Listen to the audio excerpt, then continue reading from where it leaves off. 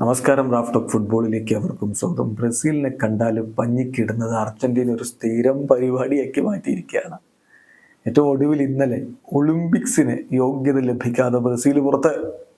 ബ്രസീലിന് സമനില മതിയായിരുന്നു, പക്ഷേ അർജന്റീന വിജയിച്ചെങ്കിൽ മാത്രമേ അർജന്റീനയ്ക്ക് പാരീസിലേക്ക് ടിക്കറ്റ് ലഭിക്കുമായിരുന്നുള്ളൂ. അവരുടെ ടീം ആവേശത്തോടു കൂടി കളിച്ചു.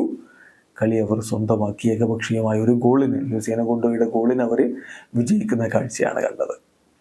ഇതിപ്പോൾ സീനിയർ ടീമാവട്ടെ, ഒളിമ്പിക് ടീമാവട്ടെ, അണ്ടർ-17 ടീമാവട്ടെ, ബ്രസീലിനെ കിട്ടിയാൽ അർജന്റീന പണി കൊടുക്കും. അതാണ് ഇപ്പോൾ കണ്ടുകൊണ്ടിരിക്കുന്നത്. ചിരവൈരികളുടെ കയ്യിൽ നിന്ന് ബ്രസീൽ വാങ്ങിച്ചു കൂട്ടുകയാണ്. കോപ്പ അമേരിക്ക ഫൈനൽ മത്സരം ഓർമ്മയില്ലേ? മറക്കാന സ്റ്റേഡിയത്തിൽ 2021 കോപ്പ അമേരിക്കയുടെ ഫൈനൽ മത്സരം. അന്ന് ബ്രസീലിനെ തോൽപ്പിച്ചു. അർജന്റീന കിരീടം ചൂടി. അതിനുശേഷം ഇങ്ങോട്ട് എടുത്തു നോക്കുക. പിന്നെ ഒരു കളി ബ്രസീലിൽ വെച്ച് 2022 വേൾഡ് കപ്പിൻ്റെ ക്വാളിഫയറൊക്കെ നടക്കേണ്ടത് സംഭവിച്ചത് എല്ലാവർക്കും അറിയാമല്ലോ.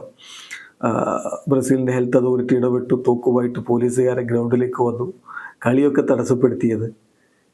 അതുപോലെ മറ്റൊരു ക്വാളിഫയർ മത്സരം കൂടി ഉണ്ടായിരുന്നു. അത് സമനിലയായിരുന്നു. അത് 2022 വേൾഡ് കപ്പിൻ്റെ ക്വാളിഫയറാണ് പറഞ്ഞത്. കഴിഞ്ഞില്ല. 2026